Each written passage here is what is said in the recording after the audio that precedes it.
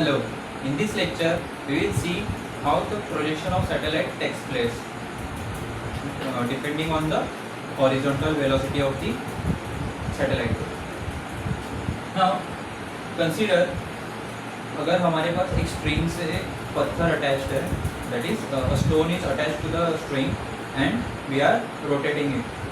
सो उसको एक continuous motion में रखने के लिए हमें उसको एक हॉरिजॉन्टल वेलोसिटी देनी पड़ती है, तभी वो जो स्ट्रिंग है वो स्ट्रेच रहती है और जो स्टोन है वो सर्कुलर मोशन एग्जिबिट करता. Basically we have to give them a horizontal speed, that is उसकी कोई स्पीड होगी रोटेशनल, तभी वो स्टेबल रह पाएगा. और वो अगर बहुत ज़्यादा होगी तो क्या हो जाएगा, टेंशन इन द स्ट्रिंग ज़्यादा हो जाएगा एंड स्ट्रिंग ब्रेक भी हो सकती है. सो हमें किसी लिमिट में वो स्पीड रखनी होती है, तब जाके वो स्टोन जो है वो सर्कुलर मोशन एग्जिबिट करता है, सर्कुलर मोशन परफॉर्म करता है. So we call this as horizontal speed. Now we'll look at how the satellite path is around the earth when it has different horizontal velocities or orbital speeds. अगर satellite को earth के around revolve करना है तो it has to have some horizontal speed, we call it as orbital speed और critical speed.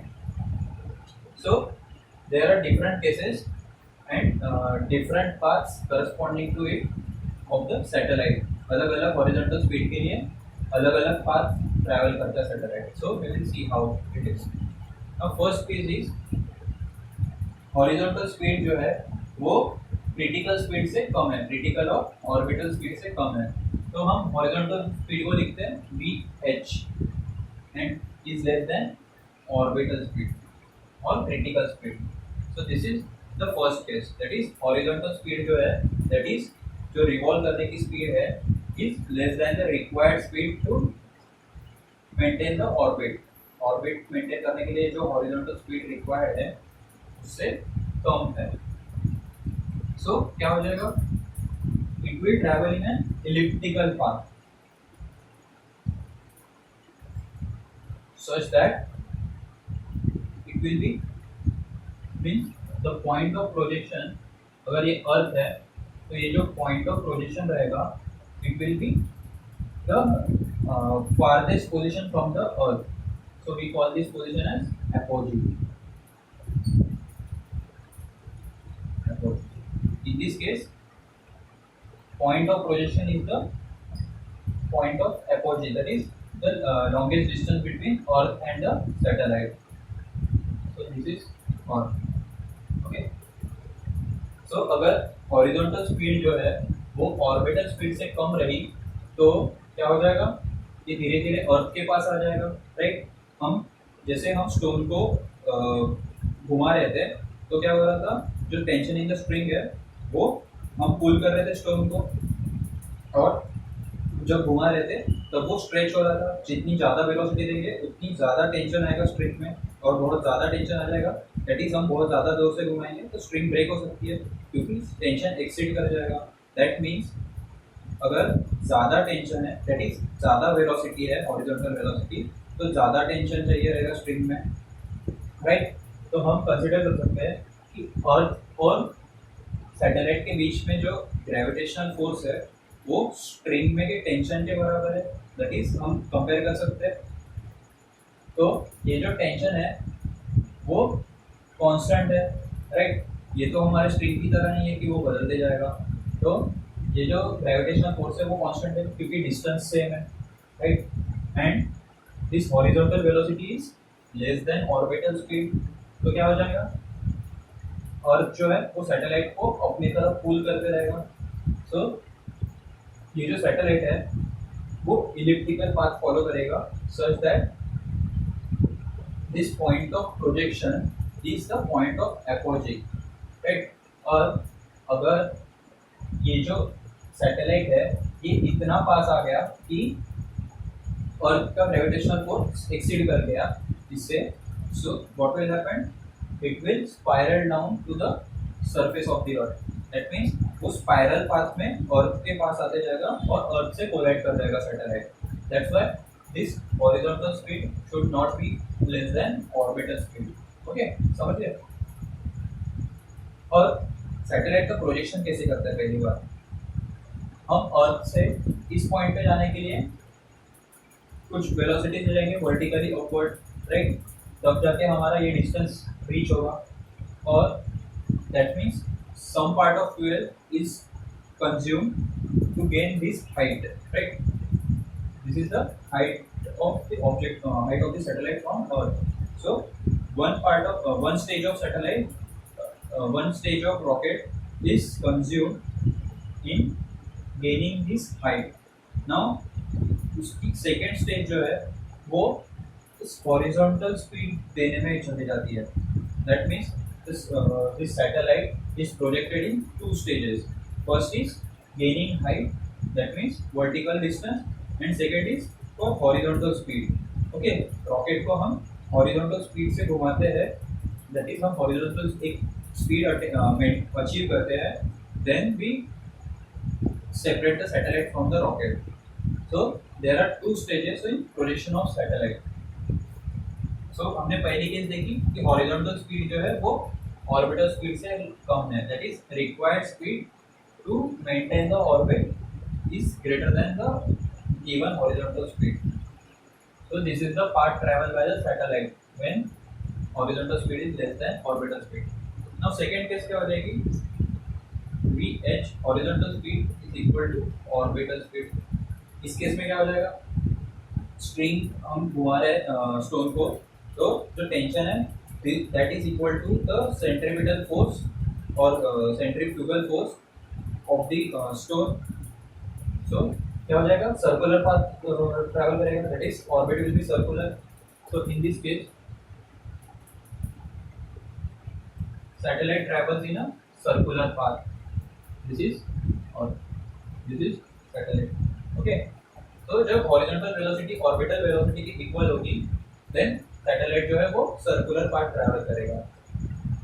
Now third is when horizontal velocity is greater then orbital velocity but less than escape velocity.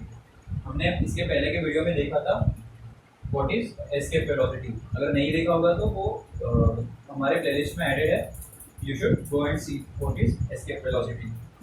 So third case is horizontal velocity is greater than orbital velocity and escape less than escape velocity. अभी हमने देखा था कि जब horizontal velocity orbital velocity से कम थी तो elliptical path था. Now जब horizontal velocity is greater than orbital velocity, elliptical path he travel करेगा, but the difference will be कि अर्थ है तो सैटेलाइट जो है that is this point of projection will be the point of perigee. That means अगर हमने satellite को यहाँ पे ड्रॉप किया, हमने यहाँ पे सेपरेट किया रॉकेट के साथ और हॉरिजॉन्टल स्पीड हमने ऑर्बिटल स्पीड के ज़्यादा दे दी, तो this will be the shortest distance between earth and the satellite. This is perigee. That is the point of release is the point of perigee और elliptical path की travel करेगा. Okay, so this is the difference between first case and third case. दोनों case में elliptical path travel करेगा this satellite, but the point of release will be the point of perigee. इस case में था point of apogee. That means जिस point पे हमने satellite को रिलीज किया वो अर्थ से सबसे दूर वाला पॉइंट था, इस केस में अर्थ से सबसे पास वाला पॉइंट रहेगा. Now what is fourth case? Fourth case is when this horizontal velocity is equal to escape velocity. जब हॉरिजॉन्टल वेलोसिटी जो है वो एस्केप वेलोसिटी के इक्वल है, उस केस में क्या हो जाएगा? सपोज दिस इज अर्थ, उस केस में दिस सैटेलाइट विथ, अगर यहाँ से हमने रिलीज किया सैटेलाइट को, it will travel parabolic path. अगर हम यहाँ के ऊपर का भी सेम ड्रॉ करते हैं तो it will B complete parabola, but हमने यहाँ से रिलीज किया तो it will be a parabolic path. और ये जो सैटेलाइट है वो कभी वापस नहीं आएगा, क्योंकि this is equal to elliptic escape velocity. So वो जो सैटेलाइट है वो हमेशा अर्थ से दूर जाते रहेगा and it will travel parabolic path. यहाँ पे इलिप्टिकल, यहाँ पे सर्कुलर, और यहाँ पे again elliptical. So these are the orbital shape. That means in first case orbital shape was elliptical, in second orbital shape was circular, in third case it was elliptical, and in fourth case it was parabolic. Parabolic कब होगा? जब horizontal speed is equal to escape velocity. Now what if this horizontal velocity is greater than escape velocity?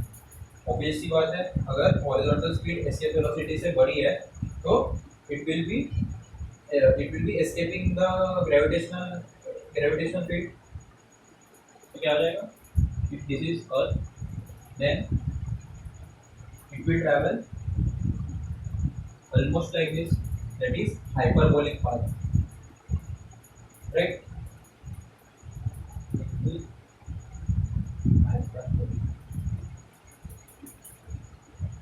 इस case में भी satellite कभी वापस नहीं आएगा, it will travel in a hyperbolic path. This is parabolic when horizontal speed is equal to escape velocity.